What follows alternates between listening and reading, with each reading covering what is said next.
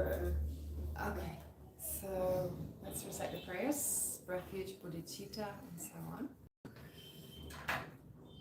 Until I reach enlightenment, I take refuge in the Buddha, the Dharma, and the Supreme Assembly. By accumulating merit and wisdom through generosity and the other perfections, may I attain Buddhahood for the benefit of all sentient beings. Until I reach enlightenment, I take refuge in the Buddha, the Dharma, and the Supreme Assembly.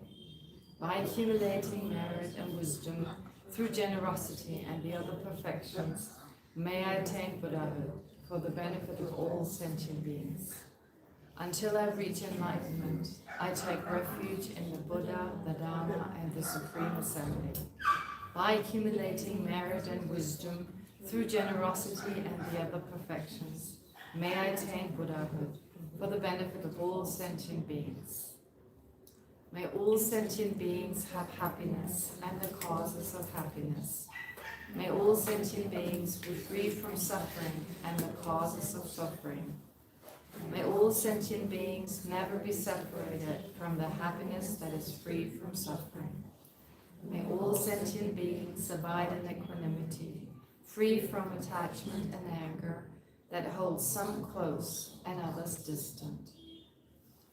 I pay homage to the Sublime Mother of the victorious ones of the three times, the inexpressible, inconceivable, and indescribable perfection of wisdom, which is unborn, unceasing, and of the nature of space, and which is the object of realization of the self-knowing primordial wisdom.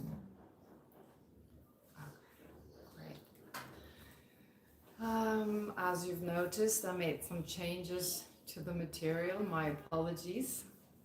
I did find a few things that needed to be changed. Yeah, microphone. Oh, the mic, sorry. Too many mics to okay. All right, so can you hear me? Is this louder? Oh, is this switched on? Oh, this one is running. Oh yeah, this is probably better. Yep. Yeah, I can hear myself better. Okay, so with the material we've been going through, you saw in the group, if you're part of the discussion group, in the announcement group, WhatsApp groups, you saw that I made some changes. I guess I don't need to go through these changes. I deleted something that I didn't think was clear enough.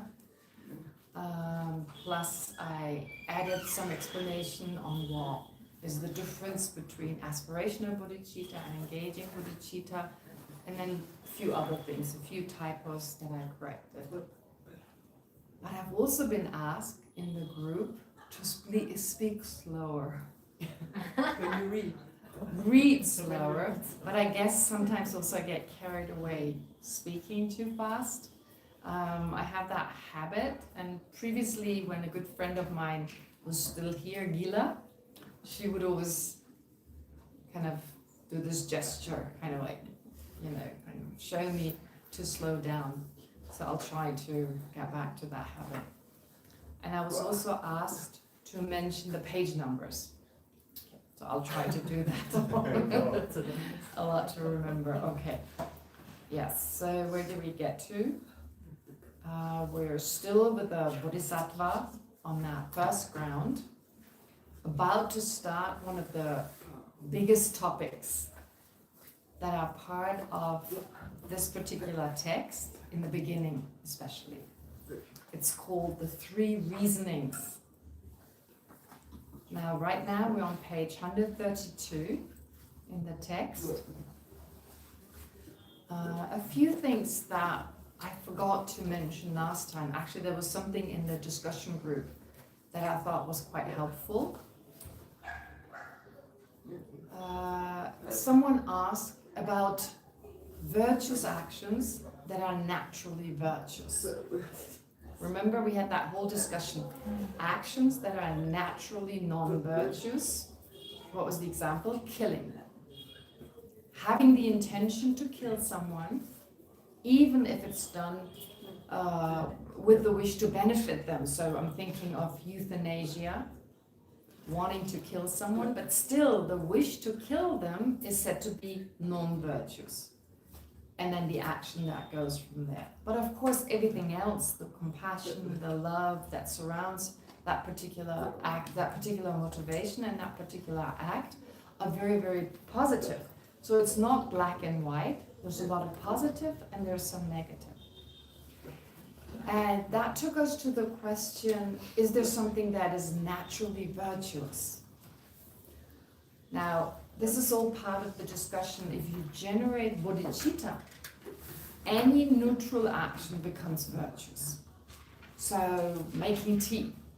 With the thought, I'm doing this for the benefit of all sentient beings, something as simple as making tea turns into a virtuous action. Seems like cheating. I'm just going to have thousands of cups of teas. I'll just generate great compassion. But generating great compassion and bodhicitta, of course, it's not what we described last time, verbally derived bodhicitta, which is simply thinking, may I become enlightened for the benefit of all sent. Like just repeating it in your mind. But it's this heartfelt, deep feeling, this deep aspiration that is totally sincere. I really want to, understanding why Buddhahood is the only way we can truly benefit others. And then, of course, driven by this incredible compassion, this affection for all sentient beings, wanting them to be free from any type of suffering. So that's not just an ordinary mind. It's hard enough to generate it for a few moments, let alone while making tea, during the whole process of making tea. So, but then the question arose, are there certain actions that without bodhicitta, they're already virtuous? We know from the text that killing, intentional killing, the act of killing, is non-virtuous. Now, I thought about this the other day. That kind of begs the question, if you give life, is that a virtuous action? Giving life. Saving a life? No doubt. I don't know, if you race into a building to, save someone and there's a fire and you save their life, that is definitely a virtuous action. So even without bodhicitta and so forth anyway, there are many positive actions, and that is definitely one of them. But I was wondering the other day, in so many other religions, having children is seen as a virtue. Now, if the motivation is just to give life, it makes sense. If taking a life is seen as a non-virtue, then giving life is seen as a virtue. But let's be real here. It's not saying I want to have a son or a daughter so I can get someone to run my business or someone to look after me when I can no longer work. That is not the kind of motivation. It's really just to give life. So that's maybe where it also comes from in other religions, that emphasis on, having children, giving life, basically. Anyway, it was just the thought I had. And then someone asked in the group, Bernd, he asked in the group, how about dedicating virtue? When we do the dedication at the end of any kind of activity, in particular doing our practice at the end of a class like this, is that in itself virtuous? Or do you first need to generate bodhicitta to make the action virtuous? I don't think so. So when we do the dedication prayer, at that time, we don't need to first generate bodhicitta or generate compassion or any other kind of positive state of mind. The action itself is virtuous. Just something that I thought about when I got back home, and I thought to share it with you in here. Now going back to the text, page 132, we got to 132. And now, after we've covered in the previous pages the fact that a bodhisattva on the first ground surpasses those on the foundational vehicle, those aiming for self-liberation, in terms of their compassion, their bodhicitta. We heard about that. Now, what about wisdom? What about wisdom? Does a bodhisattva on the first ground surpass what are called hearers and solitude realizers, those practitioners of the foundational vehicle? Does such a bodhisattva surpass them in wisdom? And the answer is no. Same kind of wisdom. But there is a time when a bodhisattva surpasses hearers and solitude realizers in terms of wisdom. And that is described in the next section that is headed with how on the seventh ground Shravakas and Pratyeka Buddhas are outshone by means of the bodhisattva's intelligence. The bodhisattva's intelligence, I don't like that word much. Intelligence. It's a Tibetan word. Here Geshe Thupten Jinpa chose this term. He didn't use the word wisdom simply because it's a different word in Tibetan. It's not what is usually used to translate wisdom. But in this context, intelligence and wisdom are used as synonyms, pretty much. It means not just intelligence the way we think about it in a worldly kind of sense. Oh, this person is very intelligent and this person is not, but rather an understanding of reality. So in this case, therefore, wisdom, understanding of how things really exist. So here in Acharya Chandrakirti's text, it says, when at gone afar, that's a particular level called gone afar, he, the bodhisattva, will also surpass them by his intelligence. So then Lama Tsongkhapa explains this one line. This is the fourth line of verse 8. When this bodhisattva on the first ground arrives at the ground of gone afar. Okay, this bodhisattva on the first ground, they progress through the other levels, through the other grounds, and when they get to the seventh ground, called gone afar, in addition to outshining Shravaka and Pratyeka Buddhas through his conventional awakening mind, so through his bodhicitta, he will also surpass them, especially by the power of his intelligence. All right, so explaining it here in the kind of explanation, on the seventh ground, known as gone afar. Every ground has a particular name. What is the name of the first ground? Joyful one. Pardon? The joyful one. Yeah, like sometimes called perfect joy or joyful one. Honestly, I'm not a fan of the word perfect. But Geshe Thupten Jinpa chose that term, so of course I take it on. I'm using his translation, but personally, we're so obsessed with perfectionism, especially in the West. I don't think Tibetans really struggle with perfectionism. They're pretty realistic. It doesn't work. We can never do things perfectly.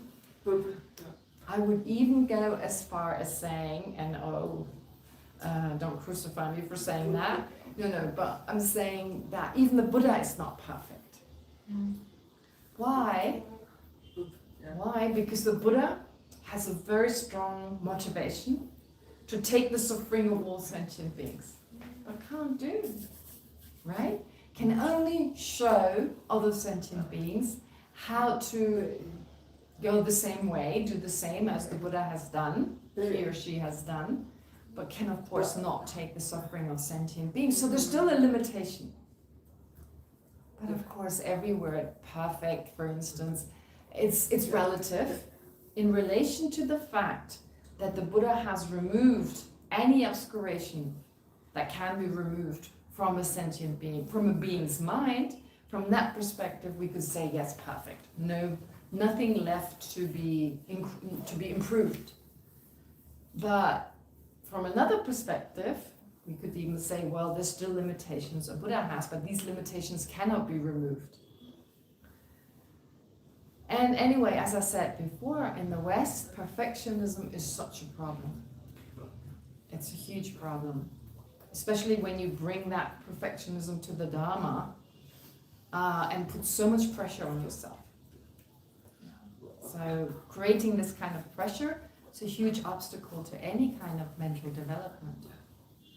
Because there are going to be obstacles on the way, which is seen as a good thing. Otherwise, we wouldn't need the Lojong teachings. The teachings on mind training, when it says take the adverse circumstances and transform them into your practice. We need these adverse circumstances because they help us in our practice, they help us to develop our mind. Okay, so having said that, therefore, yes, the first ground is called the joyful one or perfect joyful one, whatever you want to call it, however you want to translate it. And then without going into the names of the other ground, let's jump to the seventh called Gonapa. Bodhisattvas exhibit a new kind of superiority over hearers and solitude realizers. As the final line of the 8th verse indicates, so the last line of the 8th verse, their excellence, their great qualities are no longer grounded solely in vast merit or altruistic intention, in their compassion, their love, and so forth. At this stage, Bodhisattvas do not merely surpass practitioners of the foundational vehicle through their conventional bodhicitta, they also excel, so in their ordinary bodhicitta, they also excel in the profound scope of their wisdom. Their intelligence, here in quotation marks, because the term is used slightly differently ordinarily, their intelligence, that is their refined insight into reality, has now matured to such a degree that it decisively exceeds the wisdom of both hearers and solitary realizers. All right. So Acharya Chandrakirti didn't make this up. It is actually something that comes from the Buddha. And again, Lama Tsongkhapa, as before, he then cites the sutra text that confirms what Acharya Chandrakirti said in the line we just read. So here the sutra reads, children of the conquerors. What does it mean, children of the conquerors? It sounds like children of army generals or something. What are children of the conquerors? What does that mean? On the Tathagata line. Yes, so conqueror or victorious one is a name for Buddhas. Victorious over what? Over their own enemies, their internal enemies. Yes. So the conqueror, the victorious, is another name for the Buddha, having conquered their own mind. And then children of the conquerors, yes, they are called bodhisattvas. That's another word for bodhisattvas. So bodhisattvas, it is like this. The son of a king, born into the royal lineage and bearing the name of royalty, because of the king's majesty, outshines the entire assembly of ministers the instant he's born. So because he's a prince. Okay. He does not achieve this through his critical acumen, not through his understanding of reality. I mean, he's just a small child. By the power of his intelligence, not through that. However, at the point he reaches maturity, so when he grows older and he's educated and understand things, by exercising the power of his intelligence, he totally exceeds the activities of all the ministers. So this is in the ideal case. The prince is not just born into this great family, but he just happens to be really clever. Likewise, O children of conquerors, the Bodhisattva, because of the great power of his altruistic intention, outshines all Shravakas and Pratyeka Buddhas the instant he generates the awakening mind. So the instant he has love and compassion, of course, he surpasses these other practitioners. This is not achieved through his critical acumen, by the power of his intelligence. However, the Bodhisattva on the 7th ground, since he abides with the greatness of his knowledge of the relevant object, totally exceeds all the works of Shravakas and Pratyeka Buddhas. That's the sutra quote. Okay.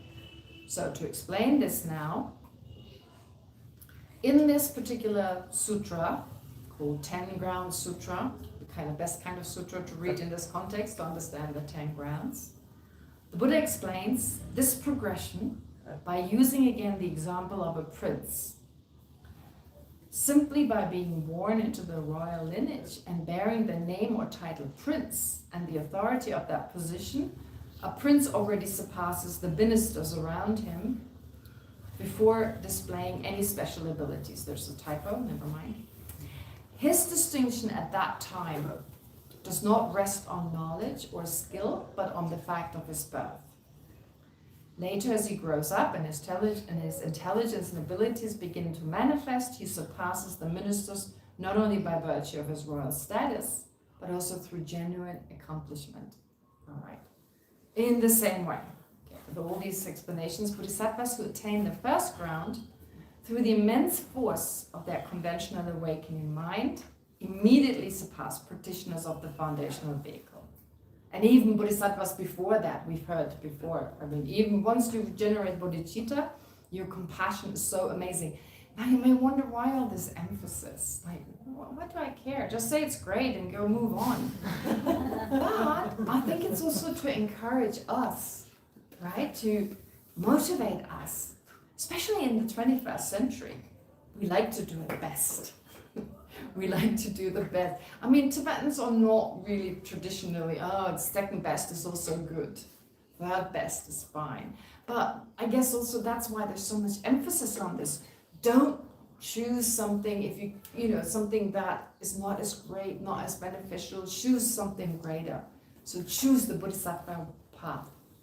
Because we could all enter, of course, the foundational vehicle and aim for self-liberation. We could really do that. But here we're encouraged, go all the way. You have that potential. And there's so many sentient beings who suffer. Right now, we cannot even benefit ourselves properly. So to generate a kind of, to transform our mind, to develop our mind in such a way that we can benefit ourselves in the best way, but also to benefit others. So it's a bit like saying, well, like take on a certain job. If you think of ordinary kind of life, there are jobs where you can benefit so many others. And there are jobs where you can't benefit that many, right? That many people. So similarly here. And that's why there's so much emphasis. Anyway, so this initial surpassing, this initial kind of very ancient language here, but so this initial surpassing of a bodhisattva on the first ground, that arises from vast compassion and the boundless resolve to benefit others. When the bodhisattvas reach the seventh ground, however, their intelligence or cognitive capacity has ripened to such a degree that it is their insight itself, the actual insight itself, the direct and profound experience of reality that surpasses the direct realization of emptiness in the continuum of hearers and solitary realizers. In this way, the sutra shows the very progression that entering the middle way conveys in a condensed form, surpassing first through the intention to benefit all sentient beings, and later at the seventh ground through wisdom. Okay. And then again, Namatsangkhapa continues saying, all right, so the instant he generates the awakening mind, that is used in the context of the first ground. First with the awakening mind of pure altruistic intention. But it is only from the ground, the seventh Ganha, that the Bodhisattvas outshines Shravakas and Pratyeka Buddhas through the power of his intelligence. He does not outshine them through the power of his intelligence on the sixth ground and below. Okay, so this phrase, exceeding all the activities of the Shravakas and Pratyeka Buddhas, means the Bodhisattvas outshines these two categories of beings through his intelligence. Okay. It's basically Maitreya speaks about 4 types. Yes. What happened? The little microphone is not connecting with this, and somebody's saying that they cannot hear. It's not connected? Let's see if it has the light on. No, it's off. The light is off? Mm-hmm. I did recharge it. Maybe we change it with the other one. It's no longer on. Oh, now it's on again. I think the light, if it blinks, They're supposed to be recharged. I'm going to charge both of them. Just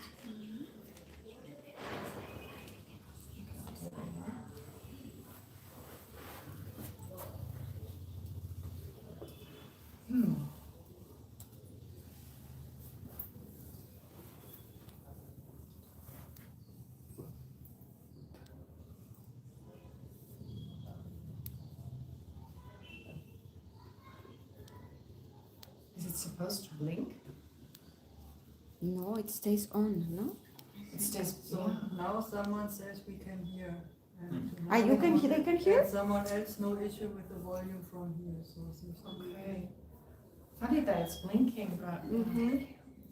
Okay, well, okay. we keep I'll on. put it on again. They can hear again? Do you think they can hear me? Okay, let me take a sec to go to the discussion group. No issue with the volume from here. Okay. All right. Okay. You could hear the volume. Right, let's continue. So, anyway, Lama Tsongkhapa here speaks about, again, the awakening mind of pure altruistic intention. Which one is that? The one on from the first to the seventh ground. All right. So, this term, awakening mind of pure altruistic intention. When you learn about bodhicitta, when you study bodhicitta in general, there's a whole topic on bodhicitta. One explanation is given from the point of view of bodhicitta on the different levels. Bodhicitta on the path of accumulation and path of preparation. What's that called? Bodhicitta of imaginative engagement. Imaginative engagement, I suppose it's from the point of view of having not realized emptiness directly yet, having not experienced ultimate reality yet. Directly, not having realized emptiness directly yet. So on that level, Bodhisattva's imaginative engagement, in the sense it is only conceptual understanding. It's a conceptual understanding of reality. And so imaginative as in like, it's not really experiencing reality yet. You're just going through the motions of realizing reality. But still bodhicitta, so an incredibly powerful, compassionate mind. And then once you move on to the, the path of seeing. On the path of seeing you've got the direct experience of ultimate reality up to the seventh ground. During that time, a bodhisattva still has afflictions. They still have ignorance, they still have anger and so forth. They've not been eliminated. So from the first to the seventh ground, they still experience the afflictions, but they realize emptiness directly. Can I ask something, Ishmael? Then I'm not understanding here how they can have still affliction when realizing emptiness is opposite to ignorance. That means the root of all afflictions, ignorance, is dissolved. Then how they stay? Are there this enough It's very exits difficult. or Yeah, it's not easy, that one. So her question is, she doesn't understand that once you realize emptiness directly, once you realize ultimate reality, you realize that phenomena don't exist intrinsically. How come that the mind that gives rise to all the other afflictions, the mind that grasps intrinsic existence, that holds onto phenomena existing intrinsically, does not disappear? How could it not go away the moment you know phenomena don't exist in that way? Right? In particular, we use an analogy. We use an analogy when it comes to understanding ultimate reality. I mentioned it many times last year. sorry. No, I'll mention it. Yeah. I said, if you imagine, think you have like a closet at home, or like a bed at your home. You sleep at home, or you're in your bedroom, and you believe there's something under your bed. There's something in your closet. There's like a ghost or I don't know, something, a thief in the closet. So that is like believing in intrinsic existence. What does that belief give rise to? It gives rise to fear, right? Fear, worry, and so forth. And what can you do in that situation?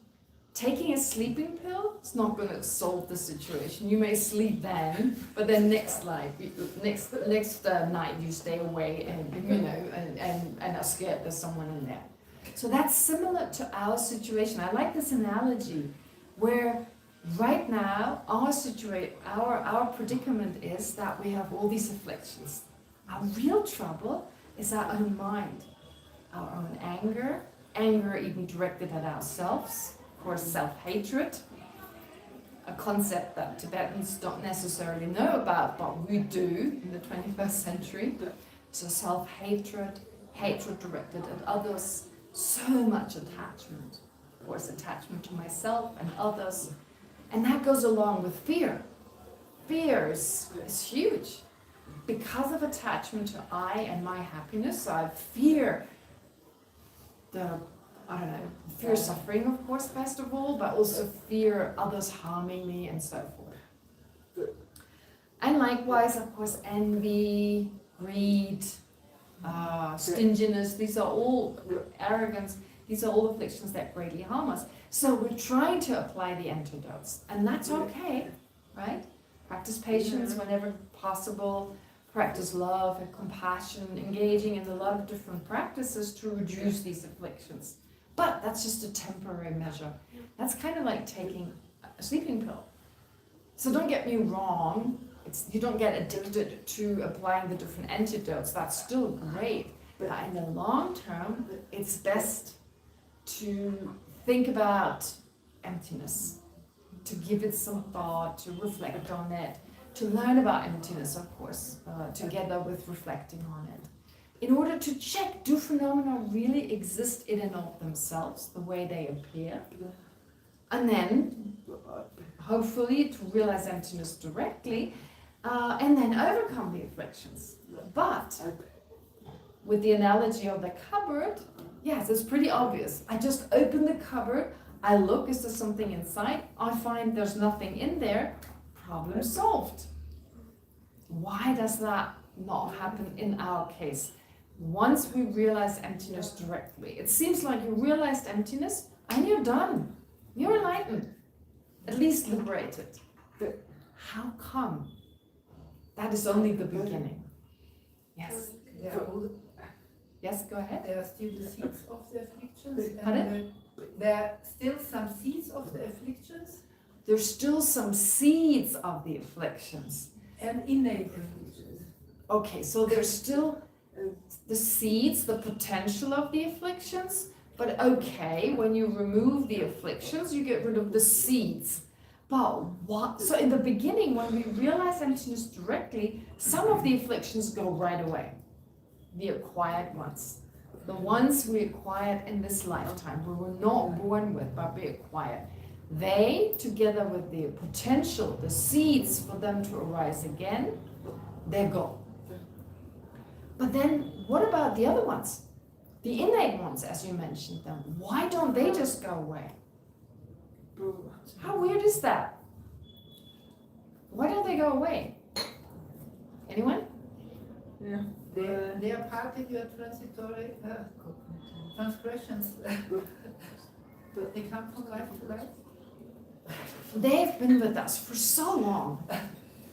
They've been with us for so long that when we realize emptiness directly in the beginning, that mind is not yet powerful enough. So that means there are more stages of realizing, and the end will be emptiness of emptiness? Or Are there still, her question is, are there still different stages of realizing emptiness? The answer is yes, but that doesn't mean the emptiness is different. It's not that you realize first the emptiness of one thing and you can only eliminate certain afflictions, and later on you realize the emptiness of emptiness. No, right from the beginning, the mind realizing emptiness is the same. It's all the same, but its strength is different. And I've been using this kind of silly analogy for years. The ghost or the thief underneath your bed or in the closet is one analogy I used, but I used another analogy for the mind realizing emptiness directly. When it gains in strength. What was the analogy I used? The garlic? No. Pardon? The garlic? The garlic? No. It's something more modern than garlic. A vacuum cleaner. I used a vacuum cleaner. Like think of your mind like a deep carpet with lots of fibers. So when you have like a carpet for a long time with these long fibers, so much dirt collects over the years, doesn't it? So our mind is a bit like that, like a thick carpet full of stuff. So actually the carpet, the carpet, it's not in the nature of the crumbs and all the stuff that's kind of the dust within its fibers. It's not in the nature of that. You can actually separate the carpet from all the stuff that's within it. And that makes it look ugly, and that makes it, you know, when you walk over it, it feels weird, right? So just think of that carpet as your mind. Some of the superficial stuff you can easily remove. But the stuff that's deep within that carpet, deep within, it's sunk really deeply in there because, well, our mind since beginningless time, we're so used to having anger, having attachment. We reinforce it all the time. It's deeply part of the fiber of our mind. So when you now have the vacuum cleaner wisdom, the power is not very strong. It's like sucking, it's doing its thing, it's vacuum, it's kind of, you know, sucking stuff up. But the power is not very strong. When you put it on lowest, the lowest power, it can take on some of the coarser things that are in the bottom that you haven't familiarized with so much. But I don't know if you've noticed, but our afflictions, there's so many different levels. Sometimes they're coarse levels we're aware of. Others are aware of. Coarser ones. So the coarser ones are like the bits that are more on the surface of the carpet that you can easily take. So what are the obvious ones? Our obvious anger that is so strong that it manifests on your face. Right? It manifests on your face. It's pretty obvious to others, first of all. But then there's a slightly subtler one where your smile is still the same. You smile very peacefully and in a holy kind of way. But deep inside you're angry. So you'll notice. That's slightly subtle. Right? I myself, I notice I have anger. I'm angry right now, but you can't tell. Then there's even deeper anger that I'm not even aware of. The subconscious type. The subconscious type that either I'm so busy being angry, I'm so busy with the person I'm angry with, I don't even notice what's going on. That's one option. Or I'm not aware of it. I'm not aware that I'm angry. And as you may remember, we talked about the word anger. It includes very coarse kind of moments of aggression, etc. But it also includes these very subtle moments of just annoyance, of just resentment. That can all be explained as part of anger when we just talk about anger. Or attachment. There's such subtle forms. We even mistake love and attachment. We easily believe like saying I love you means sincerely just love, while it is mixed with attachment. It's a mixture, isn't it? Therefore, there are coarser types and subtler types, and no surprise, it takes much more time to remove the subtler types, which come from subtler ignorance. So that's kind of like the volume of the vacuum cleaner, although it's the same kind of movement of taking in all the afflictions, or taking in all the dust, but now the volume is put up. And that is through more love, more compassion, more renunciation. when these other minds strengthen the wisdom. They strengthen it. Yeah. It's an important question because it seems so obvious.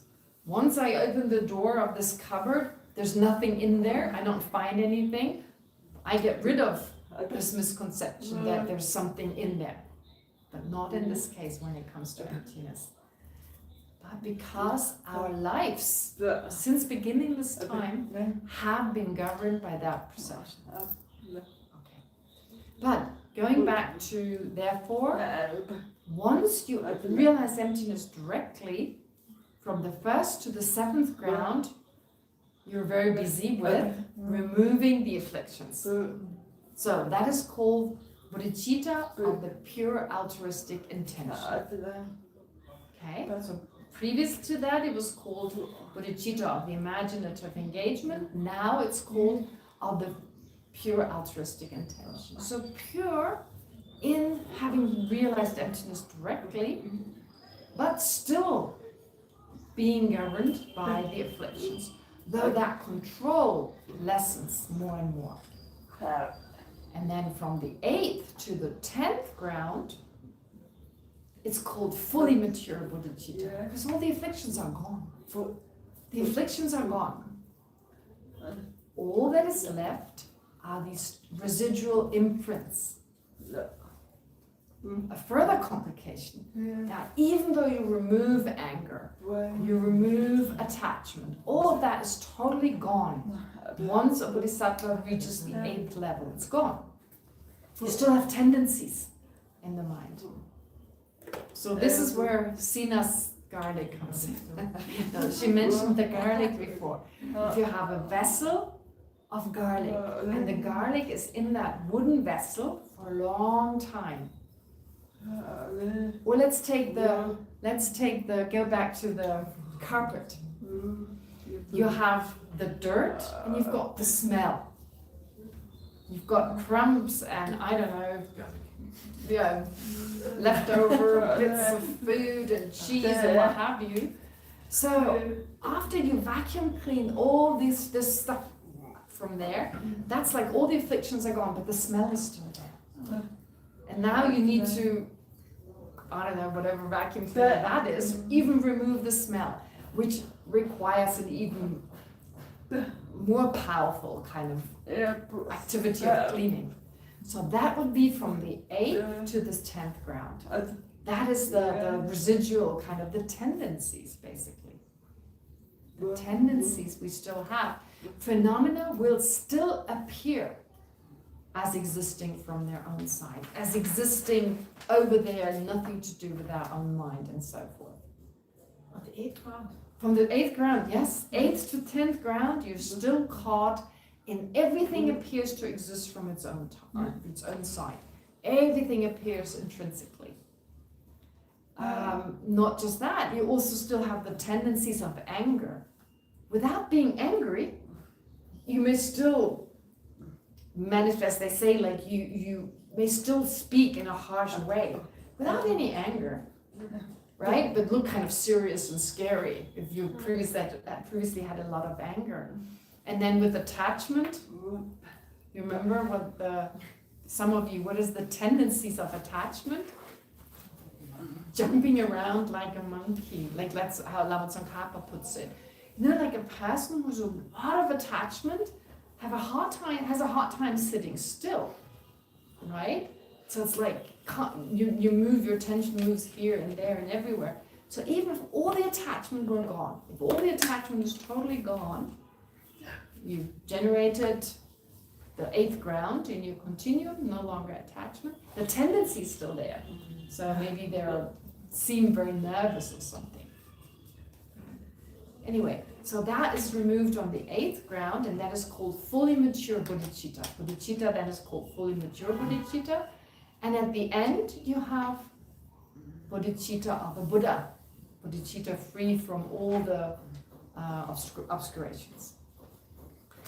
So last time we went through these different stages, and again, you may wonder, why do we jump to this particular level? But as I said many times, if we know this is where we're heading, our practice takes a certain direction. And it seems overwhelming, but as Lama Tsongkhapa says, all the practices you do then, we do right now as well, in preparation for what is to come. Okay, so having said this, now the last thing here, Lama Tsongkhapa says, before we go into this explanation, what is meant by this power of intelligence? First, he says, well, the sutra space, the instant he generates the awakening mind, refers to the awakening mind of pure altruistic intention on the first bodhisattva ground. This is on page 134. As noted earlier, this corresponds to one of the 4 types of conventional bodhicitta described by Maitreya in his Ornament of the Mahayana Sutras, and represents the stages of conventional bodhicitta from the first through the 7th ground. I just talked about that. From the first ground onwards, bodhisattvas surpass others primarily through the immense merit that arises from their great compassion and conventional bodhicitta. Beginning with the 7th ground, however, they also surpass heroes in solitude, realized by the power of their direct realization of emptiness, something not the case up to the 6th ground. Thus the phrase, exceeding all the activities of Shravakas and Pratyeka Buddhas, must be understood as describing the 7th ground stage, when the penetrating wisdom of bodhisattvas enables them to outshine foundational practitioners in a new way. This interpretation is also confirmed by the summarizing remark found in Acharya Chandrakirti's author commentary. All right. So, then Lama Tsongkhapa says, in the explanation of what is meant by the power of intelligence, there is the phrase, he abides with the greatness of his knowledge of the relevant object. This is the greatness of the bodhisattva, knowing his relevant object, cessation, which is the perfect endpoint. It's like one of those passages. What is he saying? Okay. Now, explaining this. All right. When the sutra, previously the sutra, the 10-round sutra, presents the analogy of the mature prince, it uses the phrase, the power of his intelligence.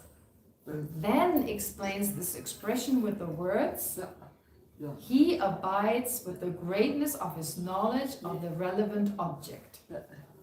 In other words, the intelligence or realization of bodhisattvas on the 10th ground refers to their great knowledge of the relevant object. Lama Tsongkhapa clarifies that the relevant object in this context is cessation or negation, which is the perfect endpoint. That's emptiness. I know, it's just so complicated, but how do you understand Lama Tsongkhapa when it seems like, why do we spend so much time on some of the terminology, but otherwise we read Lama Tsongkhapa and parts of it, you won't understand. So here, Lama Tsongkhapa uses a term, relevant object. Okay, very important object. What is this relevant object? It's called negation, which is the perfect endpoint. Cessation or negation, which is the perfect endpoint. That's emptiness. Okay? It's a negation. It's just a negation. Emptiness is just the negation of a characteristic we constantly believe there to be. It appears to be there whenever we see something, but it doesn't exist, so it has to be negated. Actually, we come to know a negative. Something that some people feel you can't know. Why is that so difficult? Because we usually don't think about negatives. We don't think about just the negation of something. We want to affirm things. We want to affirm. It's the tendency of our mind to affirm things. We're not good at negating things. But because we perceive phenomena in an exaggerated way, we always like to add a little bit more. We have this tendency to always add more to what there is, in general, right? When we get angry, we don't see the person for who they are, with also their good qualities. We add all this negativity onto them. So we perceive them as 100% negative. We add. it becomes very clear this person is someone we should dislike because they're just so bad. With attachment, it works in the positive way. We just see the positive. Nothing else appears. We don't see the whole person. Yeah, okay. We're not holistic in any way, right? We're in no way holistic in that we just see a tiny fraction of something and we blow it up. So even when we analyze our anger, we need to negate, we need to strip away that imaginative negativity without which we couldn't be angry. Just think of a time when you were really upset with someone. In that moment, could you think of that person as someone who could save the world? No way, right? You didn't want to hear anything positive about that person from anyone else because, you know, you were just angry in that moment. Therefore, we're very good at adding, at making things more substantial than they actually are. And we end up having all these contradictory ideas. But because we don't have them at the same time, we can make them work. One moment, they're your lover, your best friend, and the next moment you hate them. Right? When things are going well, yeah, you love them, you don't want to be without them. Please don't leave me. There's a lot of attachment. The next moment, you feel like you want to, you know, cut their throat or whatever. I mean, depending on what's going on. Maybe I'm exaggerating, but see, that's so contradictory actually. But it's a different time. We don't think about what was going on before. But in both cases, we made the person more concrete and more substantial than they actually are. Right? So we keep adding things. We keep adding things all the time. And most importantly, we see things in a very concrete way. So concrete that our mind is not needed to see them. And we believe everyone sees the same thing. Because it's just out there, not dependent on our mind, so concrete and so solid that everyone should see the same thing. And I cannot say this enough. I say it again and again. This is on such a deep level that first of all we're not aware of. We are sometimes aware of it. That's why we have these clever sayings. Beauty lies in the eye of the beholder. Right? Said it so many times, but it shows so clearly that we know beauty is something subjective. That's very much in accordance with Buddhist explanations. Things don't exist objectively, they're totally subjective, right? But still, emotionally, it feels, if someone compliments us for our curtains or for the clothes we wear, we feel pleased. We feel like they just praise me because I'm wearing the good stuff. I'm wearing something that is objectively beautiful. On the other hand, if they, tell us our clothes look ridiculous and they're totally out of fashion, whatever, we're what? We're insulted. We feel insulted. Why? If they don't like it, right? If they don't like it, actually it doesn't make sense to get insulted. And still, emotionally, it feels there is an external good and there's an external beauty. And if I adhere to that, I'm good. And if I don't, and someone points it out, well, I'm bad and I feel insulted. Right? It happens all the time. And we reinforce it constantly. Yeah. So, therefore, the basis is nothing exists objectively over there. Nothing. It all comes from our mind. As I said before, reality is the sum of everyone's reality. What is my reality? What my mind perceives. What my mind perceives. Which is very different to what you perceive, simply from the point of view where I'm sitting right now. And then all day long, all my experiences, they are a total subjective experience of my mind.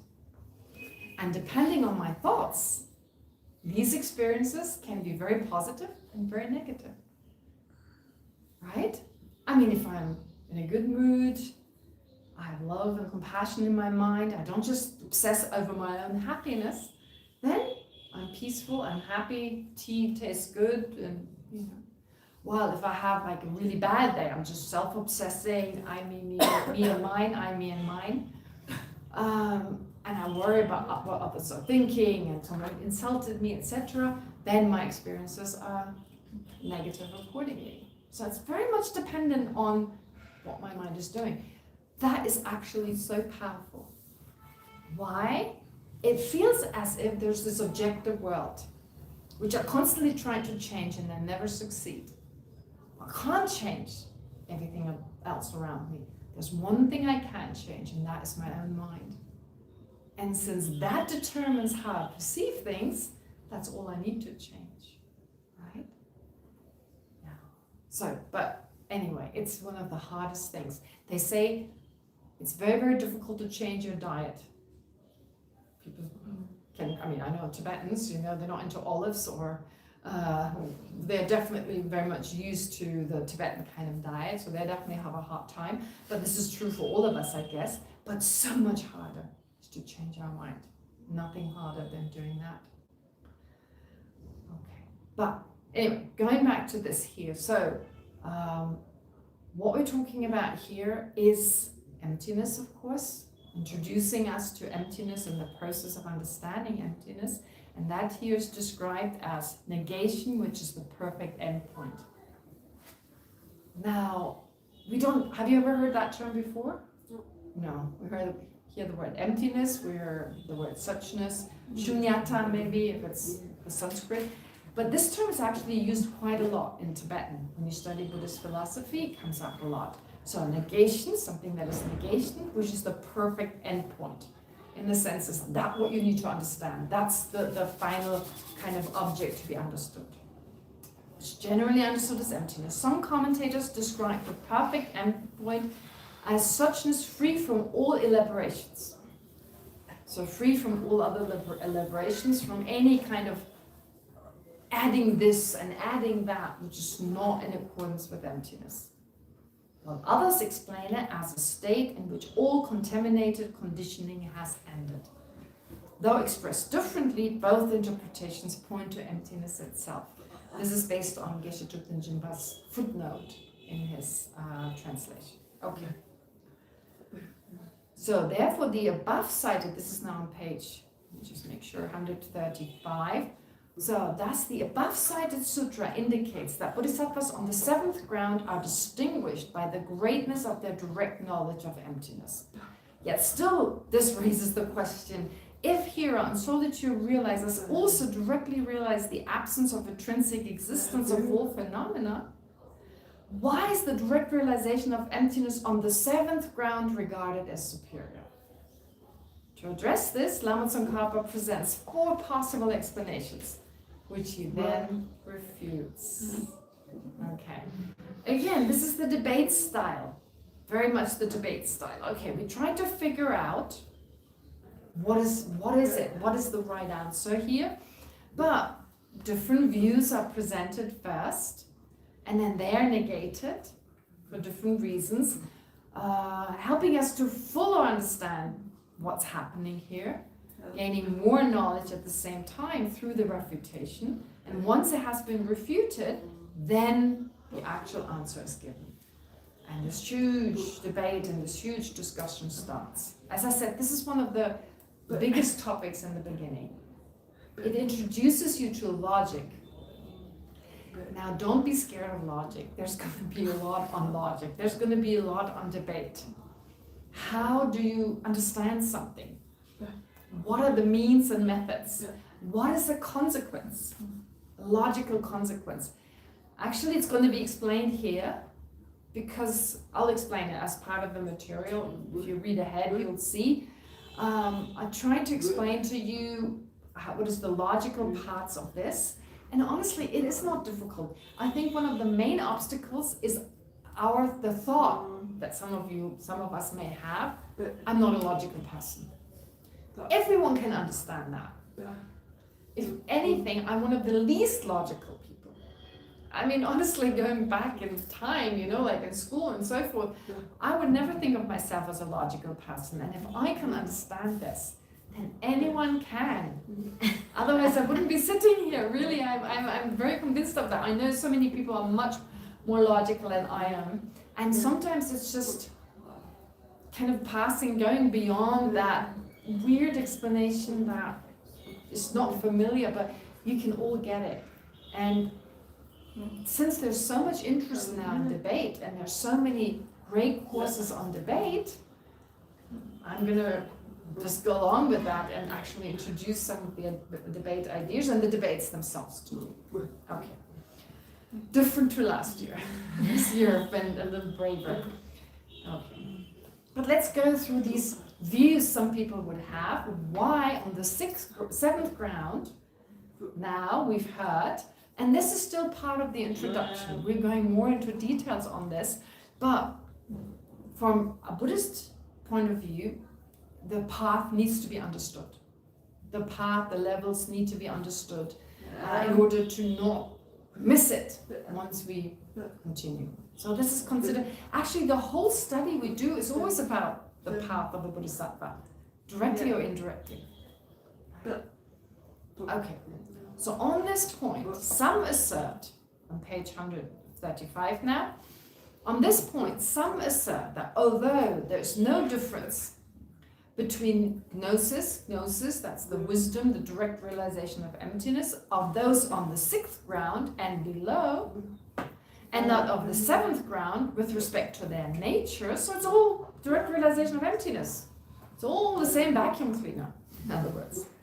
The former do not possess the capacity to eliminate the obscurations to knowledge, while gnosis of the seventh ground has that capacity. That's someone saying that. This, they assert, makes the difference between outshining and not outshining through intelligence. That's what someone says. Okay.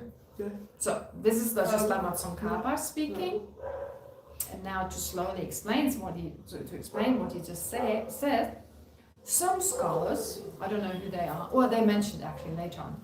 Some scholars maintain that although the non-dual wisdom, the non-dual gnosis is the same for bodhisattvas on the 10 grounds and for hearers and fully true realizers. They all realize emptiness in terms of the object, the relevant object, the cessation, which is the final endpoint, whatever fancy term you want to use. It's all the same. It's directly experienced. There remains, some scholars say, a crucial difference in operative capacity, how they operate, what they do, what they're capable of doing, these different minds. According to their view, the meditative equipoise on emptiness in the continuums of hearers, solitude realizers, and bodhisattvas on the first 6 grounds can remove only those obstructions that primarily prevent liberation. It is incapable of eliminating subtler obscurations that prevent the attainment of Buddhahood. By contrast, the gnosis directly realizing emptiness on the 7th ground is set to eradicating cognitive obstructions. On this basis, proponents of this view assert that 7th ground bodhisattvas surpass the others in wisdom. Why? Because their meditative equipoise possesses the capacity to remove the obscurations to omniscience. Okay? That's one view. We already know it's going to get refuted, but it kind of makes sense, doesn't it? To a certain degree from what we've learned.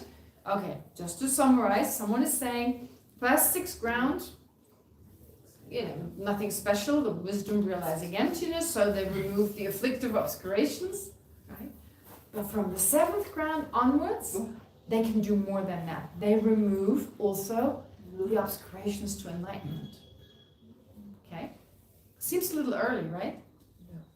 Because we usually say on the 8th, but okay, on the 7th ground, they're already starting that. Okay, that's this view. Kind of makes sense. Because we have heard on the 8th ground, bodhisattvas reach liberation.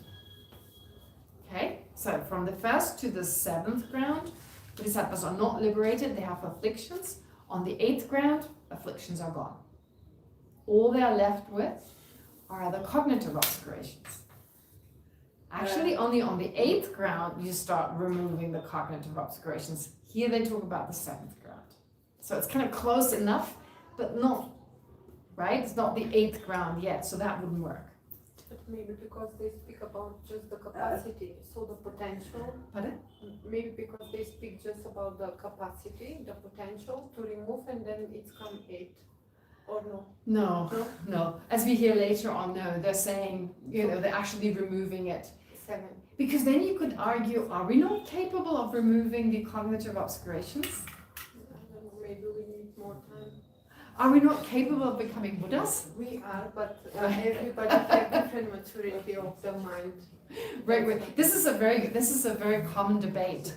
Are we capable of removing the obscurations? We are. We like to say no, right? No, not now. But being capable is not the same as doing it right now, Yeah. right? Yeah. So are we capable of becoming a Buddha? Yes. If we're capable of becoming a Buddha, we should be capable of doing that. But right now we're not doing it because not all the causes and conditions come together, right? This is kind of a typical debate. But yeah, I don't think it's just about, I think it's more than that. Slamet Tsongkhapa will explain. But I think it's great that you're attempting to. No, I'm not ready for debate. I just wanted to ask, so the conclusion will be that they are already done on 7th level? They start already removing. Start removing. Yeah, so the scholars here would say they start removing the obscurations on the 7th ground, although we know that doesn't happen on that 7th ground. Now comes another assertion that is also quite curious. But again, it's one of these things you hear about it and you learn something more, just although it's the wrong answer, but you learn something else about it. We learn about a specific type of meditation here. Some maintain that this difference is because, again, Lama Tsongkhapa speaking, from the 7th ground, the Bodhisattva is able to enter into meditative concentration through a process of leaping over. Huh? Okay. All right. So now to explain this, some explain the distinction between the 7th ground wisdom and the one below by stating that from the 7th ground onward, Bodhisattvas can enter meditative concentration through what is termed a process of leaping over. Right? We studied about this a little bit already in the subject matter we study usually before studying Uma. There's a leaping over, that sounds so weird in English. Tugel. Tugel in Tibetan. Tugel, yeah. Yeah, there's a word called tugel, which here can be translated as leaping over. So let's see what it is. For those on the earlier grounds, as well as for hearers in solitude, realizes access to meditative absorption requires a gradual progression through successive states, each arising in dependence upon the previous one. In contrast, Bodhisattvas on the 7th ground have attained a higher degree of meditative mastery, no longer relying. In contrast, Bodhisattvas on the 7th ground have attained a higher degree of meditative mastery, no longer relying upon such incremental cultivation. Should be relying here. They no longer. Oh no, sorry. No, I read it wrongly. In contrast, Bodhisattvas on the 7th ground, having attained a higher degree of meditative mastery, no longer rely upon such incremental cultivation. Okay. Now let's first explain what this leaping over means. Through the process of leaping over, they are said to enter successive meditative absorptions within a single meditative session, without having to generate them in the gradual order in which such states would ordinarily arise. So that means our mind, so we're different meditative absorptions, right? Different kind of concentrations. Some are deeper and some are not as deep. We're not that familiar with because we haven't really studied about them, but it's difficult for our mind to jump from one topic to the next. There is something in Tibetan, it's a special type of meditation where you, for instance, do the entire Lamrim in one session. you're familiar with the different Lamrim teachings, right? You have the different Lamrim teachings. So what is the first topic in the Lamrim? Pardon? Guru devotion. Or if you leave that out, because we're not that, find that maybe we can misunderstand that easily. So the first topic can also be precious human rebirth, right? Positive thinking, basically, to reflect on all the opportunities, all the good stuff in our life, and how this holds the potential for us to greatly practice. What comes after that? What's the next topic after the precious human rebirth? Death and impermanence. Right, death and impermanence. Okay, we've got this incredible opportunity, but who knows how long it's going to last. Then comes karma. Great. Okay, so our situation right now, it's like all in our own hand. What happens to us now, what happens to us in the future. So we are the designer of our own, we are the creator of our own reality. Go through karma. And so on and so forth. Now, usually we meditate on these topics, one after the other. We spend some time on each topic. But then it's recommended to leap from one to the next. In one meditative session, to go through all of them. And this we should do with many topics. We have topics such as, what's it called? 6 causes and 1 effect. So becoming aware that in a previous life, everyone has been our mother, has been very close to us. Then remembering their kindness, what they've done for us, wanting to repay that kindness, and so forth. So you have all these 6 steps going from there to wishing to repay that kindness, then great compassion, first affectionate love, great compassion, and so on. And the result, you have 6 causes, and the result is bodhicitta. You can go through them step by step, really internalize each and every step of these causes, or once you've done so, you go through all of them one after the other. It's kind of also a leaping. Now, in that way, you have certain concentrations, certain concentrative states. Some are deeper, some are subtler than others.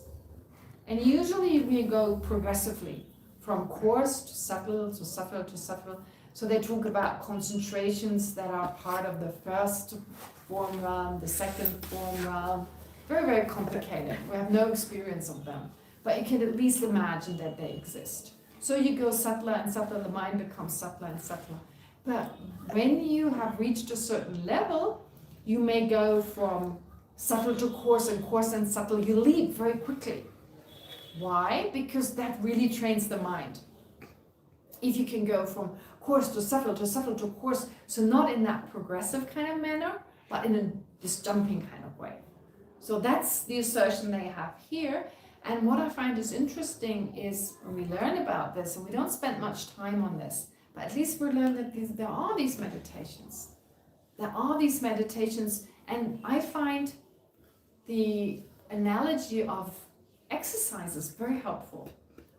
The analogy of exercise, really, all we do is kind of like a physical exercise, except we do it with our mind. But the parallels are striking. To give you the example we talked about, for instance, again and again, we talk about these higher practices because we should do them already now. So when you do yoga, for instance, when you do yoga practices, you won't be able to stand on your you won't be able to do a handstand. Is that what it's called? Just stand on your hands, right? Upright or on your head or whatever. But you may do the same movements that that take you there. So someone who does some complicated kind of movements, they also go through these movements, but they end up doing this advanced posture. But we go through these movements without being able to do these high postures, but we still do the same movements, right? So that is one example. But similarly, we may go from hard work, great stride, running very fast, and then moving very slowly. And then again, doing something. So very contradictory movements. Here. We leap from one to the other to make the body more supple. these meditations here also make the body more supple. So you go from very deep meditations to coarser types or deeper. So being able to enter into very profound meditations, arise again, enter again, makes the mind more supple. These are all qualities we try to generate. So suppleness is seen as very important. I mean, everything you have in sport, you also have here. Endurance, right? We do endurance, and initially, how much do we meditate? 5 minutes, 10 minutes, right? So you do endurance. And sometimes you do really difficult. That's like running, sprinting and running, being totally soaked in sweat. That's like meditating on emptiness for like 10 minutes. And then you have like flexing, like making the body more supple, like yoga. You do these kind of concentrations, going in and out and going in and out, and kind of focusing the mind, like how you stretch the body just one way. Not much movement, just stretching. Single point of focus. So this is, you have all these different similarities, and as we shouldn't overdo it when we do sport, we should enjoy it and stop when it's nicest. Well, that's true for our practice as well.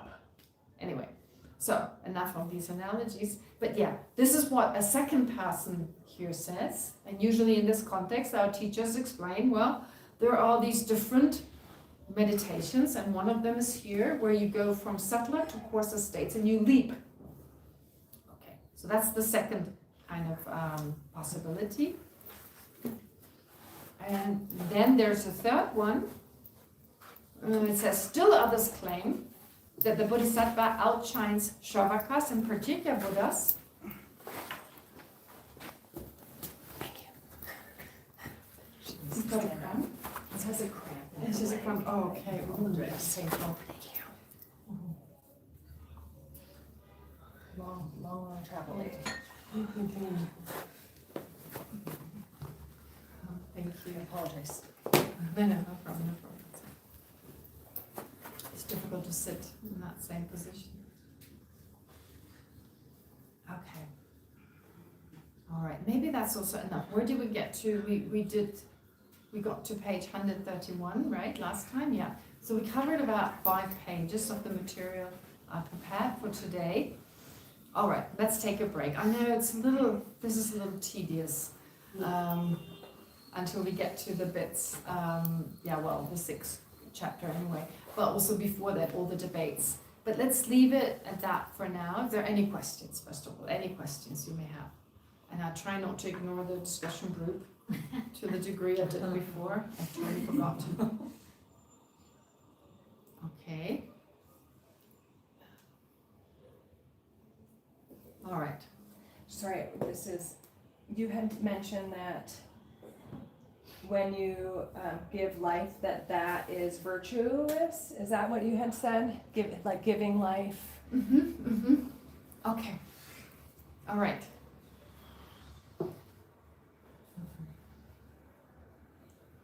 I'll repeat the question in the meantime.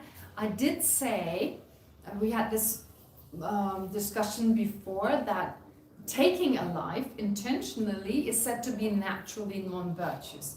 Now, I'm wondering, therefore, if giving a life is thus being the opposite, the intention to give a life and doing so is therefore virtuous. Yes.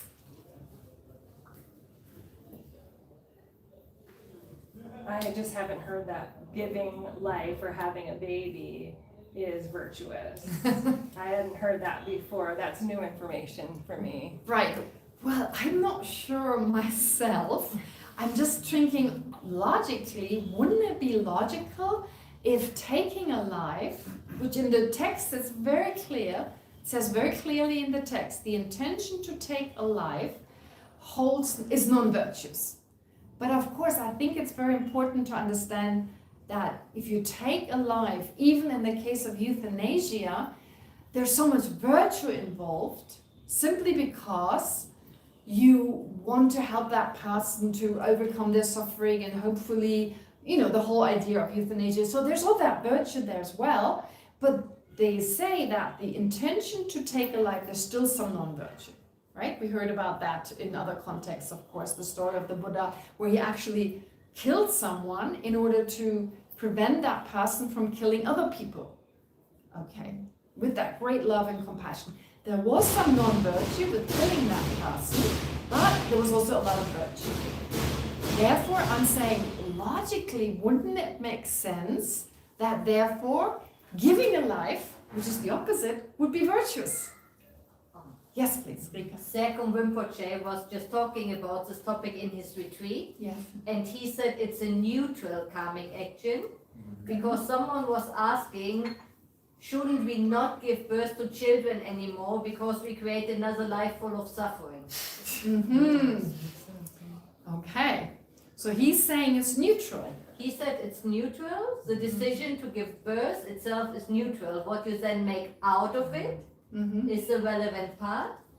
And he said, when you, for example, have the intention that your child becomes a great practitioner and helps many people, then it can go in a virtuous direction. All right. If you have a child full of attachment because you want them to fulfill your dreams, it's not so virtuous. Okay, let me repeat this to make sure that everyone hears it. So you're saying that Sakam Rinpoche in his retreat said, in answer to his question, should we give birth to children because it's birth in samsara, I suppose. So should we really give birth to a child if it's birth in samsara? And so Rinpoche's response was, it's not a non-virtue, it's a neutral action, but of course it can turn into something virtuous if you educate your child in a positive way and so forth, while it becomes non-virtuous if you treat your child in such a way that they grow up becoming greedy and so forth. I would debate with Rinpoche on that one.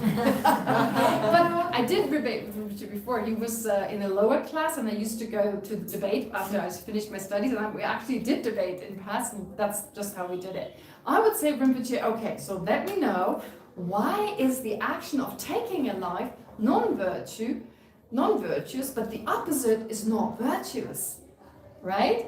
So like, let's take stealing. Taking something away is non-virtuous, giving something is virtuous. I'm not talking about giving drugs to a drug addict or taking away, of course, not that type, but just virtuous in the sense of giving food to someone is seen as a virtuous action, right? I'm not, again, the motivation, let's say it's neutral here, but just giving to someone to keep, to sustain them, versus taking it away from them. I would say that is not. So why wouldn't it be the same? Because Just a sec. birth is part of the pervasive suffering. Okay, so death is part of the pervasive. I'm taking the pervasive suffering of a person. So killing should be something positive, because you take away their 5 contaminated aggregates, right? But I've done them a favor. That came up as well about killing people. It's all about the intention. Why they're killing? What? And then he used the example of the Buddha killing to save all the other people, and then he said it's all about the intention of the killing. So it's like. Okay, let me clarify here. So he was just saying it's all about the intention. But in that particular sutra that I'm quoting here, and Aidan very kindly put the sutra actually in the discussion group, we can all read it. So in that sutra, it basically explains that the Buddha, having killed that person, exactly, the intention was absolutely positive, 100% positive, and still there was some non-virtue. What was the non-virtue? The simple thought, I want to kill and killing. But any action is usually surrounded by many, many different thoughts and many different, ideas and so forth. So some are virtuous, and in this case, most of them were, but there was one non-virtue. So I'm just focusing on the simple thought, I will kill this person. Out of love, compassion, etc. So that makes that part very virtuous. But this single one, they say that the Buddha experience, or the previous incarnation of the Buddha as a Bodhisattva, experienced a short moment of suffering because of the killing. Therefore, just focusing on that part, that non-virtue, which is usually, this is how it's explained in the text or by our teachers, saying the intention to kill. If the intention to kill is non-virtuous, even if what you kill is something that is part of samsara, then the opposite, I would argue, is positive. But I'm not talking about, let's be very clear, just having the wish to give life. Not, I want to have kids that can work in my factory, or I want to have kids that I can train to become thieves. No. Or kids, okay, so that, like what you mentioned, I want to have a kid to raise them well, to instill in them the compassion and love and so forth. That makes it even greater. But I'm just wondering, the thought to want to give life, if the opposite is non-virtuous. So I would debate with Rinpoche, I would ask him why. Kishma, is it really giving life? I don't know. You see, like, taking life is clearly defined as non-virtuous, or the intention to do so and then actually doing it. Taking life is a little difficult because I may step on a bug with no intention, without negligence, and so killing a bug, being as attentive as I can be, is not considered an act of killing and not non-virtuous. But the intention to do so and the actual deed of doing so is non-virtuous. Yes. Giving life goes with nature. Killing, well, actually, no, killing can go against nature. Going with nature, going against nature. Okay, all right. Yeah, that's how we ordinarily would actually talk about it. Yeah, you wanted to say something for If there wouldn't be anybody who wants to give life, there would not be any possibility to become a precious human being anymore. So we need somebody who wants to give birth. Okay, so her argument is as a human being. Her argument is saying if precious human life is so important as part of the Lamrim, well, if no one gives birth and no one has the intention to do so, we wouldn't have a precious human life. But There is also this another thing that from Charles Darwin, that he said that we are like living life based on our instincts, and Buddha saying, and this means that if we are living life based on our instincts, that means that we cannot be never ever completely liberated. But then Buddha said the opposite, that we can be though completely liberated. So all the cognitive and all afflictive cognitive obscuration can be completely dissolved. And then the Charles Darwin theory, there's two main instincts. One is for keeping our species, this will be giving birth, and another is for one is keeping our species, this will be the food, the main attachment to this food, and another will be continuing the species, that will be the giving the birth, then also the main cause of attachment, and then further down. Let me summarize briefly in what you said. So you're saying actually, like as Charles Darwin has said, like two dualistic things.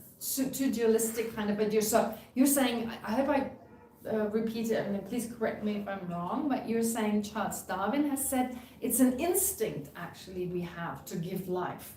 So to preserve the species, to continue on our species, so that would actually mean it's a neutral action in the sense it's just an urge we have that we don't have much control over, right? And then automatically goes into attachment. Oh, and it goes automatically into attachment. Desire to keep our species. But first of all, is attachment always non-virtuous? Are actions that are, or let me put it this way, are actions that are motivated by attachment always non-virtuous? This will be contaminated virtue. Okay, I never said it wasn't contaminated.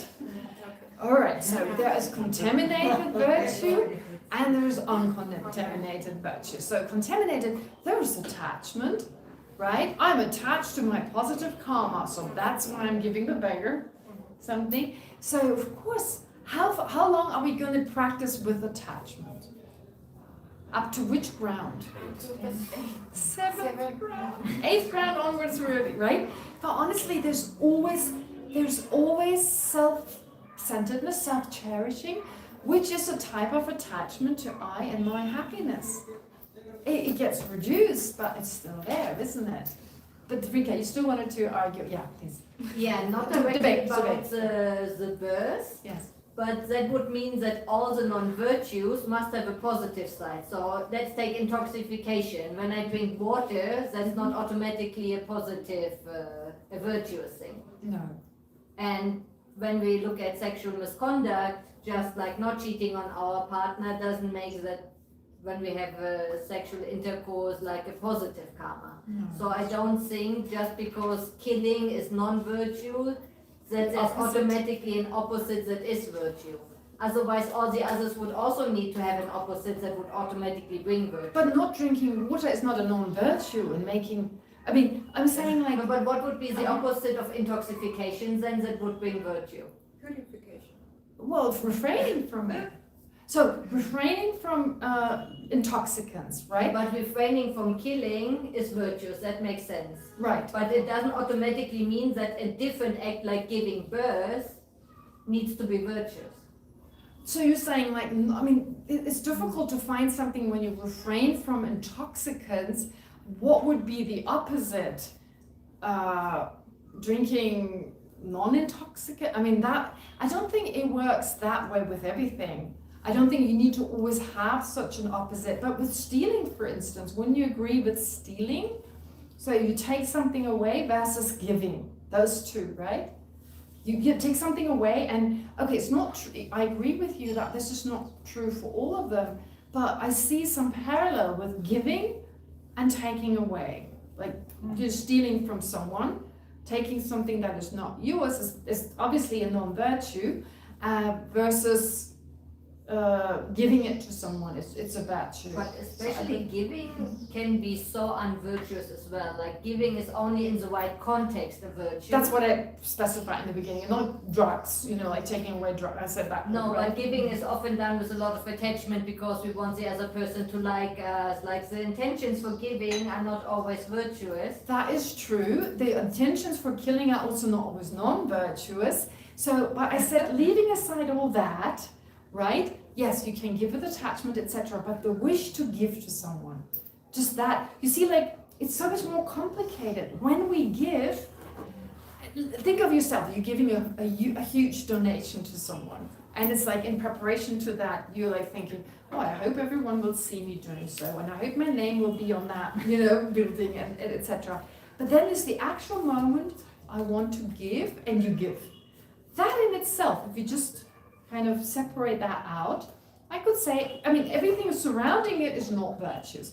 But that act, I want to give to them, I want to give to this organization, could be positive, right?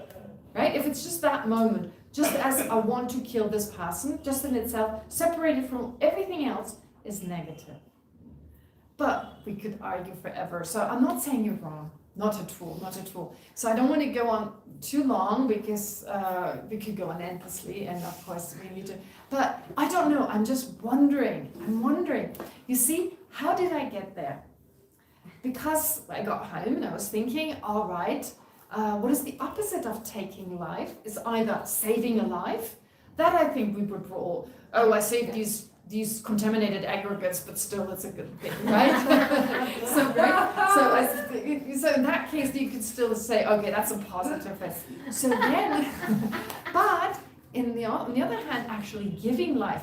And when I had that thought, I was thinking, oh, that is so interesting, because in so many religions, it's seen as a positive thing, right? In Christianity, in Judaism, I guess in Islam as well, having children, giving birth. I mean, again, not like I want to have someone to work in my factory, this kind of thing, but I want to give life. I just want to give life. And I'm wondering whether that's virtuous or not.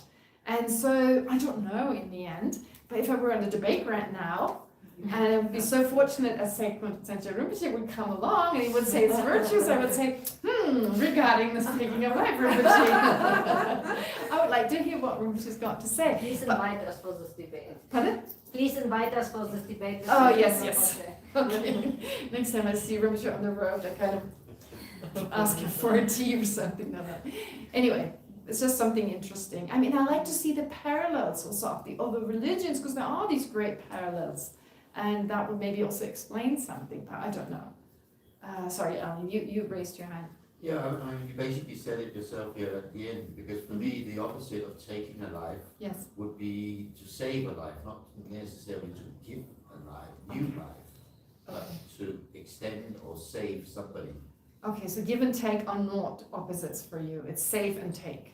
Yeah, that's what I wanted Yeah. to say. Okay, go ahead. Yes, please. Yeah, sorry, just. Okay, Ellen, I'm just keeping you open because you wanted to say something, maybe an argument, I'm sorry, but I'll it's- still address it. It's Is in it- addition to that, yes, because I great, was please. thinking about Thich Nhat Hanh and the 5 mindfulness trainings, Mm-hmm. because they frame like the precepts from the sort of positive perspective, if you like.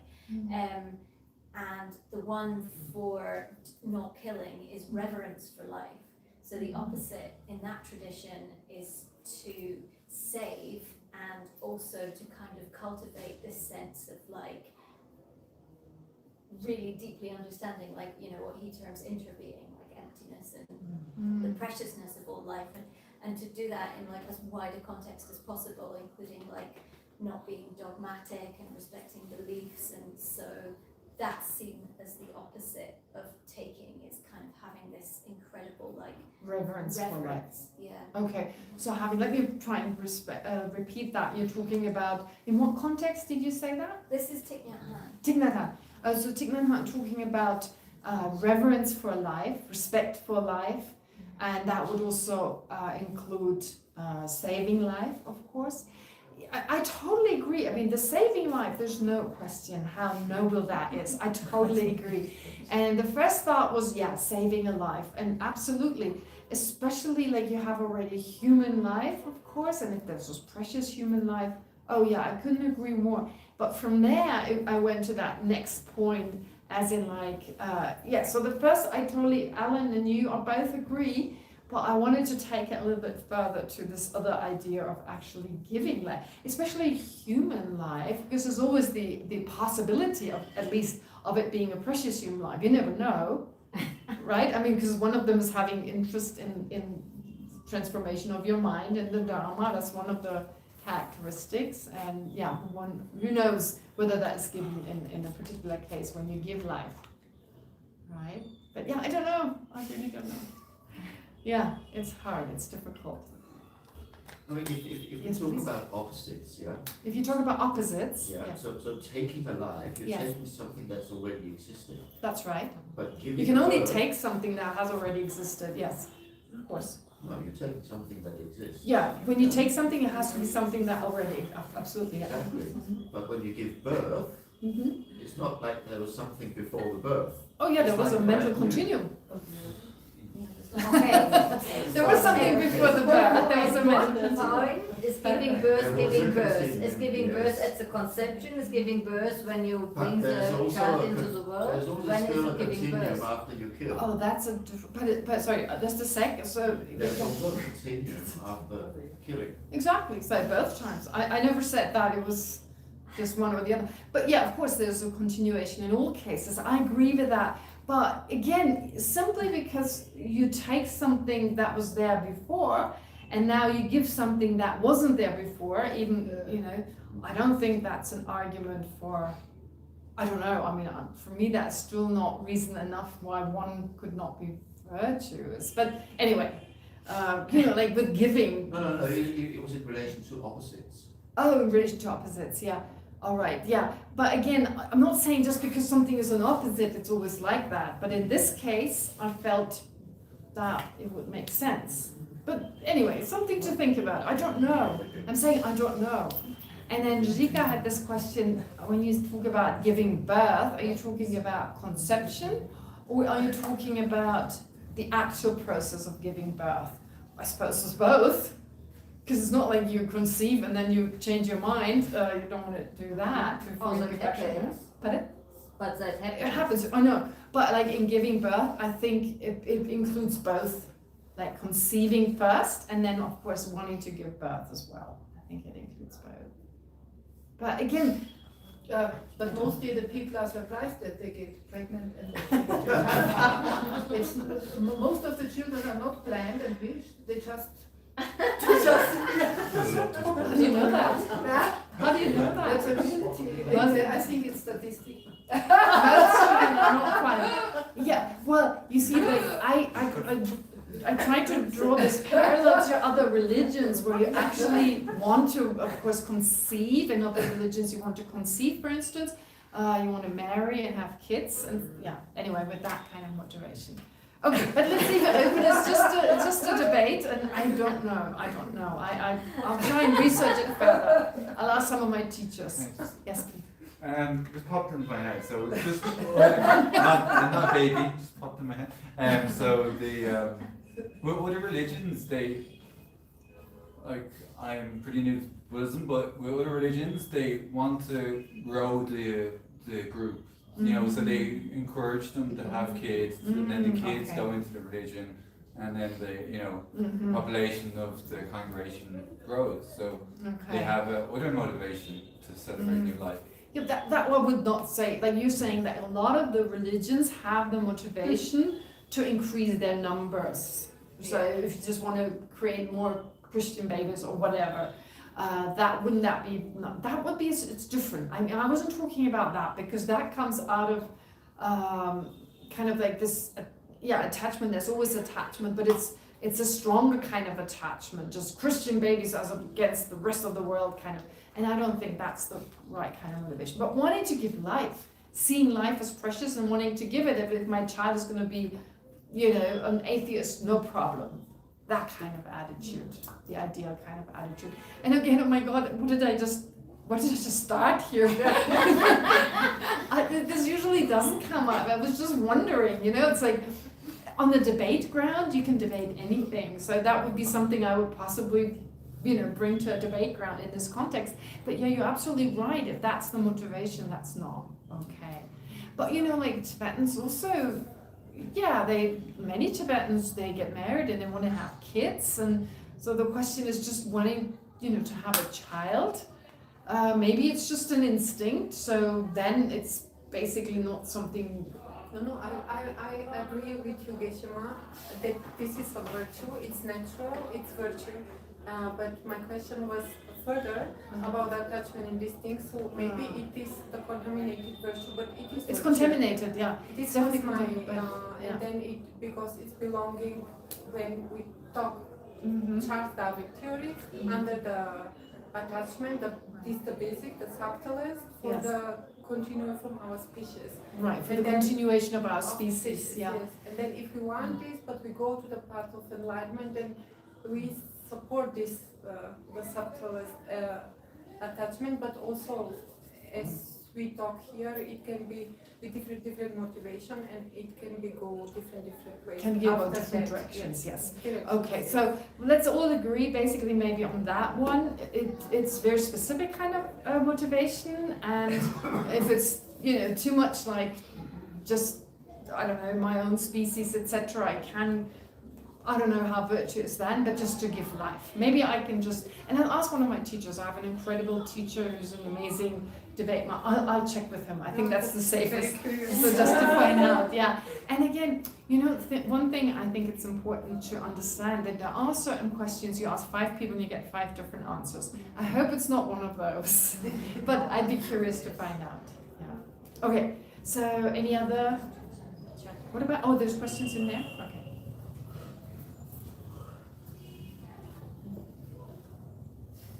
All right. Hello everyone. No, there's no.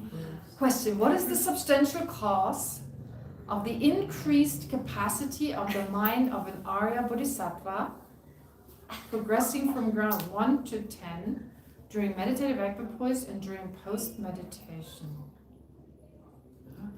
What is the substantial cause of the increased capacity? This is one of those really difficult questions. Like, what is the substantial cause of a capacity? What is a capacity even? It's so abstract, isn't it? We all have the potential. We all have the capacity to transform our mind. We all have the capacity to become Buddhas. But that capacity increases. Wouldn't you agree? Right? The more you train your mind, that capacity grows. Wouldn't you agree? Yes. Right? That's correct. Yes. Because capacity potential can increase. I mean, potential is just one of those really abstract things. Like they're labeled on the basis of our mind, basically, right? Because our mind can change. That's why we call Buddha nature. What do we describe Buddha nature? Our mental consciousness and the lack of an intrinsic existence of our mental consciousness. Which means our mental consciousness is that which becomes the mind of a Buddha. And the fact that it lacks intrinsic existence means it can change. It can be influenced by other factors and it can change. So on the basis of that, we say we have a potential to become a Buddha. We label potential to become a Buddha. Right? And it's a valid label, it's a valid phenomenon. But so that capacity, that potential increases. It increases as in like, we move closer towards reaching such a state. Now, what is the substantial cause of that increased capacity? The basic capacity we have right now. The basic capacity right now, it transforms into an increased capacity. For instance, let's give an example. Right now, I have the capacity to lift, let's say, 50 kilo. Can't do it right now, but I have the capacity. I've got muscles that could be developed to such a degree that I could actually lift 50 kilo. So I guess you could say I have the capacity. 1,000 kilo? No way. Not with this, so no way. But let's say I have the capacity to lift 50 kilo. However, I have to first, do some exercise. And then I have an increased capacity. I guess you could say that now I don't need to do all this. Right now, I just need to stand in the right position, get 50 kilo, and then I could actually raise or lift these 50 kilo. So what gave rise to this increased capacity? My basic capacity. In answer to B's question, as ordinary living beings, our basic capacity to become a Buddha enables us to increase that capacity to that of a Bodhisattva and eventually become a Buddha. Does that make sense? That's how I look at it, yes. Okay. She added something to the question. She did? Okay. Capacity in terms of abandoning more afflictions and increased qualities described in the 10 grounds. Yes, right? Still, same answer.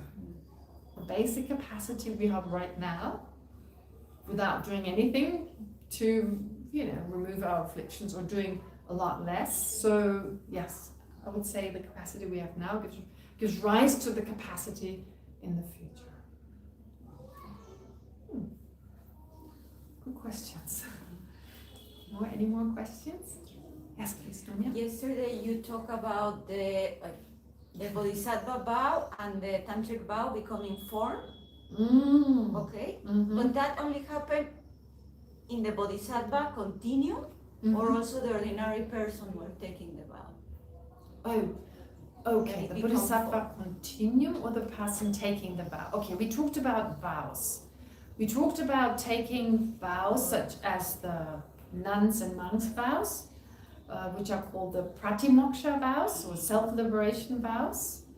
Then you have Bodhisattva vow, you have the Bodhisattva vow, and you have the Tantric vow. Okay.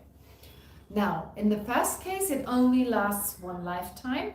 In the continuum of when you take the Bodhisattva vow, it goes from lifetime to lifetime because you make the promise to keep the vow until you become enlightened. So your question is, if that is form, if that is physical, is the moment you take the vow, do you have that physical vow in your continuum? That's your question. The ordinary person. The ordinary person. If that becomes form in the ordinary person. What do you mean with ordinary? Like us. Like us, as in like not being bodhisattvas? Like we take the bodhisattva vow. Without having bodhicitta. Without having bodhicitta. Oh. Goes into the subtle mind and becomes form or not. Okay. All right. So when we as ordinary people, as like not having generated bodhicitta yet. Okay. So last time we've heard that you only receive the bodhisattva vow when you're a bodhisattva. Right? But we do take it before we have bodhicitta. What was the reason, just to remind you? Why did I say you actually only receive the Bodhisattva vow, the 18 root vows that go along with it, and the 46 secondary vows? So why do you only receive these different vows once you're a Bodhisattva? Because Yes? you make the vow not to give up on bodhicitta, and Exactly. only when you're bodhisattva you have bodhicitta, so only then the vow is. Exactly. So as Sina said, only when you one of the main vows that you take is I will not give up bodhicitta. But if you have not generated bodhicitta, you can't give it up. So you can't keep a vow that you cannot keep. That was the argument we had. Okay, so now as people who don't have bodhicitta, can we take the bodhisattva vow? The answer is yes, but we don't get it. It's still an incredible virtue. Strictly speaking, you don't receive it. So you receive something, but not the full vow. I would say. I would argue you receive some physical entity there that really helps you, to progress. This is why we are encouraged to take it at all times, because of the powerful residue left in our continuum, the powerful physical object, whatever it is that's left in our continuum. It's not the same left in your continuum when you're already a bodhisattva, okay, but it's still absolutely worth it. Yeah. But of course it's difficult to think it's form or it's physical. That is really difficult. But that will only happen to the bodhisattva. Yes, to receive only, strictly speaking, but this is how I learned it. So simply because one of the vows is not to give up bodhicitta. So the logic is usually the logic given when we debate it, for instance, is to say, well, you can't give up something that you haven't had in the first place. To give you another example, I've given this example before. You cannot become a monk or nun if you have physically no sexual desire. You can't. You can't refrain from having any sexual conduct if there is no desire to do so. Therefore, it's very clear in what is called the Vinaya, which are the rules of monks and nuns. The text is the genre of teachings that explain which vows we have and so forth. In there, it's very clear you can only become a monk or nun if you have physical desire, physical sexual desire, in other words. If you don't, you can't become. No one is going to check, right? But it's part of the ritual. So you're basically you're not aware of it, but it's basically saying, taking that as a prerequisite. It's not like that. I mean, strictly speaking, we should have renunciation, and no one checks that. But this is definitely very clear in the Vinaya. If you don't have that type of, what are you refraining from? It's very easy to refrain from it, and so therefore, you have the capacity to kill someone. You have afflictions, and therefore you could possibly kill someone. That's why we have a vow to refrain from it. Again, if you were totally incapable of having even that thought, that the vow wouldn't hold. So similarly here, unless you have bodhicitta already, you can't give up bodhicitta. There's something to actually refrain from, which is giving up bodhicitta. Yeah. Or giving up sexual activity, something to give up. And because the vows, in Tibetan the word vow means that which is to be refrained from. Domba. Domba means to, in this context, it means to refrain from doing something. So that is the reason why. But it's still incredible to take the Bodhisattva vow, so don't get it wrong. Yeah. Is there a point on the path where we cannot use bodhicitta anymore? Is there a point on the path when you can no longer lose bodhicitta? Anyone? 8. 8. Definitely 8. Absolutely 8. But before 8, first ground we've heard, irreversible lineage of the Tathagatas. But remember the debate? There was another time. Path of accumulation, the middle one. the path of accumulation consists of a small, middling, and great path, path of accumulation. The middling is called gold-like bodhicitta. So according to some of the commentaries, they say you can no longer lose bodhicitta, it's hard as gold. So, and if I cannot lose it, then why do I need the vow? If you cannot lose it, why do I need the vow? Right. Okay, look. Okay, right. Remember last time we had this whole discussion about why do you take vows?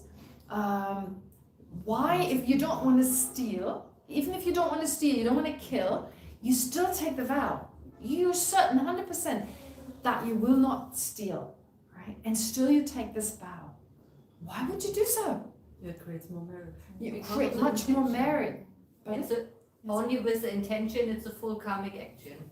Yeah, well, only with the intention, that is true. But if you already have the intention not, and now I'm getting a cramp myself. Anyway, so only with the intention, yeah. So the thing is, the intention is there if you don't want to kill, for instance, right? You don't want to kill, you don't want to steal and so forth.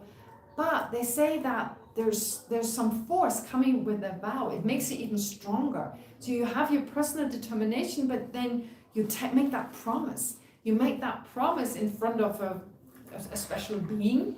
And I again try to think back of like in Christianity or in other religions, you take a marriage vow. In a way, I guess it also makes the person more determined. Yeah, like to stay faithful.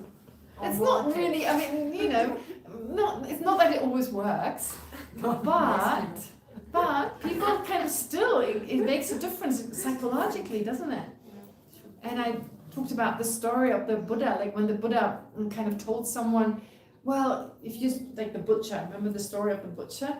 And the Buddha said, well, okay, so you're a butcher and you're forced to kill the animals. Well, forced, kind of, yeah, but that was kind of part of his family, to keep his family alive and so forth. He said, make that promise, you won't kill during the night. And that creates a lot of virtue. I mean, there's no vow that you can take not killing throughout the night. So you didn't take a vow as such. But just that, you know, that kind of determination, I won't kill at night, make at least the night very virtuous. And in that context, we are also, you know, like New Year resolutions, I think,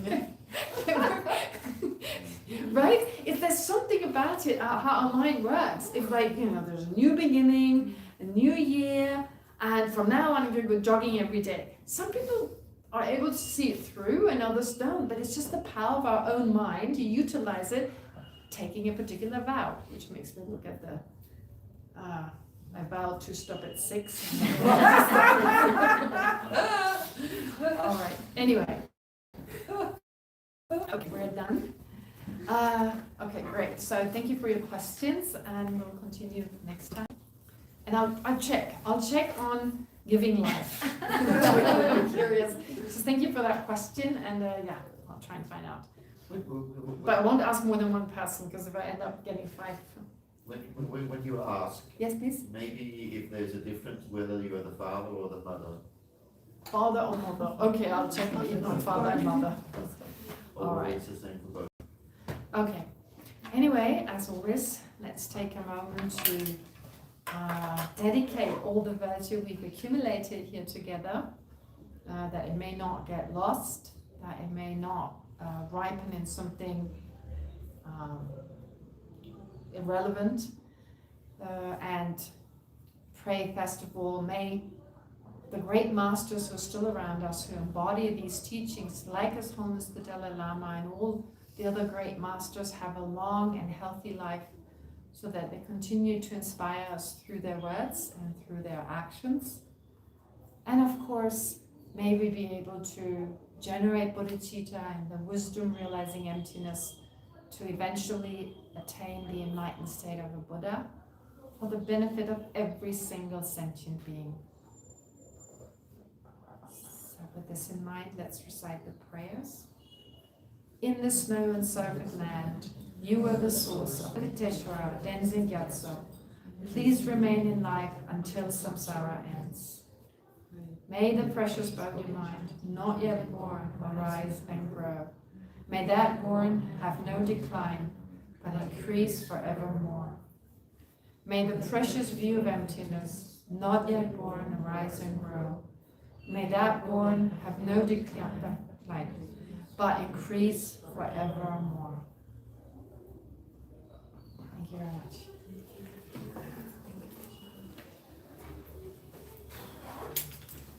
Did the vocal can go through?